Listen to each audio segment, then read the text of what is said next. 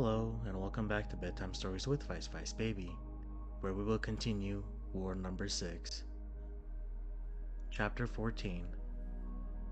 The doctor walked about, looked at his things, ate, and drank, but he had all the while one feeling: annoyance with Mihail. He longed to have a rest from his friend, to get away from him, to hide himself, while the friend thought it was his duty not to let the doctor move a step away from him, and to provide him with as many distractions as possible. When there was nothing to look at, he entertained him with conversation. For 2 days, Andrei Yefimych endured it, but on the third, he announced to his friend that he was ill and wanted to stay at home for a whole day. His friend replied that, in that case, he would say too, that really he needed rest, for he was run off his legs already. Andrei Yefimych lay on the sofa, with his face to the back, and clenching his teeth, listened to his friend, who assured him with heat that, sooner or later, France would certainly thrash Germany, that there were a great many scoundrels in Moscow, and that it was impossible to judge of a horse's quality by its outward appearance. The doctor began to have a buzzing in his ears and palpitations of the heart, but out of delicacy could not bring himself to beg his friend to go away or hold his tongue. Fortunately, Mihail grew weary of sitting in the hotel room, and after dinner he went out for a walk. As soon as he was alone, Andrei Yefimych abandoned himself to a feeling of relief. How pleasant to lie motionless on the sofa and to know that one is alone in the room. Real happiness is impossible without solitude. The fallen angel betrayed God probably because he longed for solitude, of which the angels know nothing.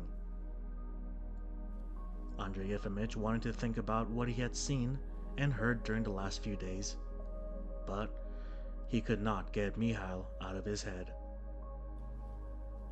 Why, he has taken a holiday and come with me out of friendship, out of generosity, thought the doctor with vexation. Nothing could be worse than his friend's supervision. I suppose he is good-natured and generous and a lively fellow, but he is a bore. An insufferable bore.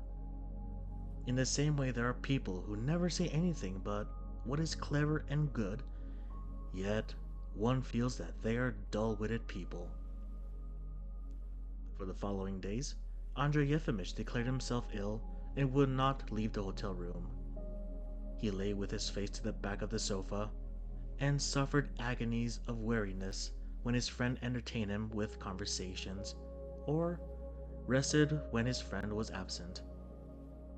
He was vexed with himself for having come, and with his friend, who grew every day more talkative and more free and easy. He could not succeed in attuning his thoughts to a serious and lofty level. This is what I get from the real-life Ivan Dmitrich talked about, he thought, angry at his own pettiness. It's of no consequence, though. I shall go home and everything will go on as before. It was the same thing in Petersburg, too. For whole days together, he did not leave the hotel room but lay on the sofa and only got up to drink beer. Mihail was all haste to get to Warsaw. My dear man, what should I go there for? Said Andrei Yefimych in an imploring voice. You go alone and let me get home. I entreat you. On no account, protested Mihail.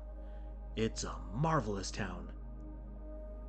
Andrei Yefimych had not the strength of will to insist on his own way, and much against his inclination went to Warsaw.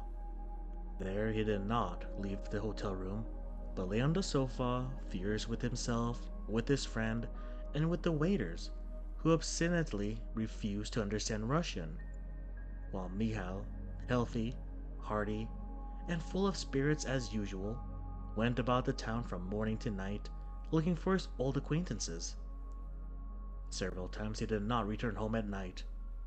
After one night spent in some unknown haunt, he returned home early in the morning, in a violently excited condition, with a red face and tousled hair.